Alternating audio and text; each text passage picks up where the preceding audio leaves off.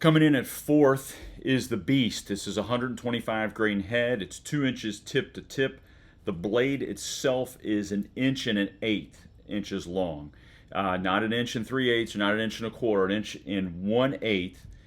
And so you multiply the 2 inches by the blade length by 1 1/8 times 2, and then you multiply that by the inches of penetration, which was 18.34 inches of penetration, which gives you a wound channel ratio of 91.7. And one of the things I will say is that the Beast actually broke a blade, and the arrow itself broke as it went into the shoulder blade, as you can see here.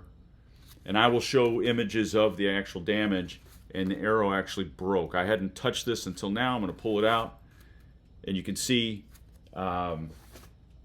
it's a bit of a mess. So unfortunately, I've had great performance with the Beast in previous tests, but in this one, this is a single data point, it did not perform well, and therefore it came in last. Now again, this is one data point.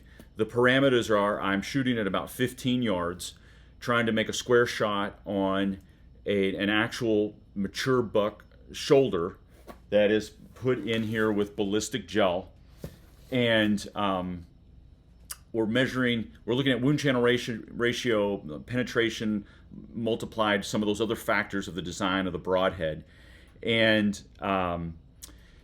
I shoot a 70 pound bow. It's about a 29 3/4 inch arrow. And again, it's about 15 yards away, and trying to see, hey, if we shoot a buck in the shoulder blade, how will this arrow perform? The Beast deflected off of it. It didn't want it. It busted through it, but it deflected and it broke the arrow. The nock actually broke, and so did a blade on the Broadhead.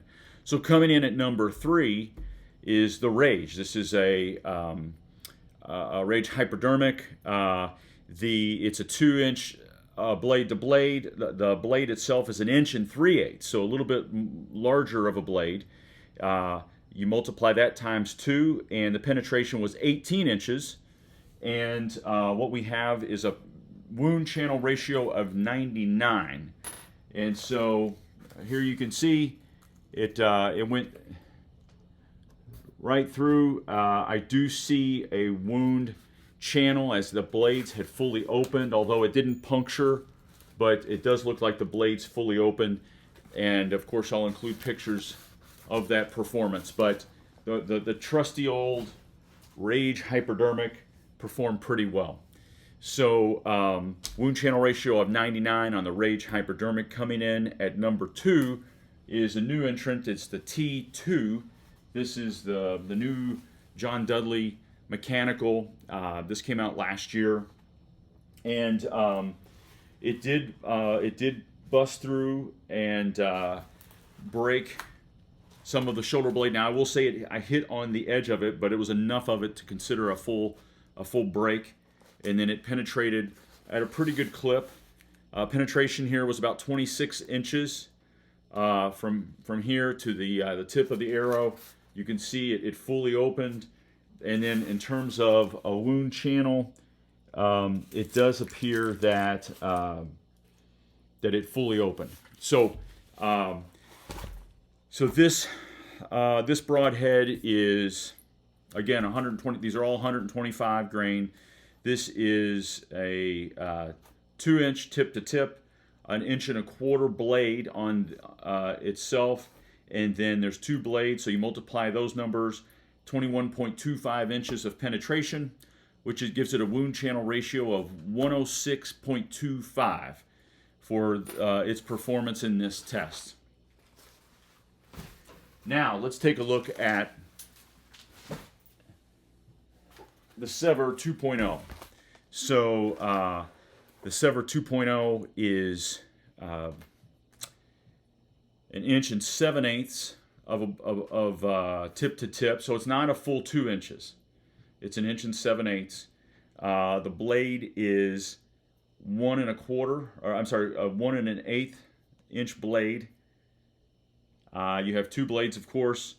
Penetration was 26 inches with a wound channel ratio of 109.68, and it hit the shoulder blade square in the middle, and it looks like it fully engaged.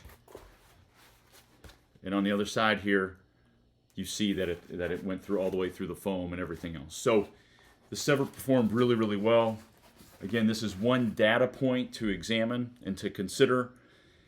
Shot placement is key. Obviously, we don't want to hit the shoulder blades. We want to aim within that vital V. And maybe you hit a rib, or maybe you don't, but hopefully you don't hit a shoulder blade. Obviously, the idea here is to test these and see how mechanicals perform when you hit a shoulder blade head on at 15 yards. Obviously, that data is going to change if you get out to further distances. It may not make it through, or it may not be as effective. Hope this is helpful. Best of luck this season.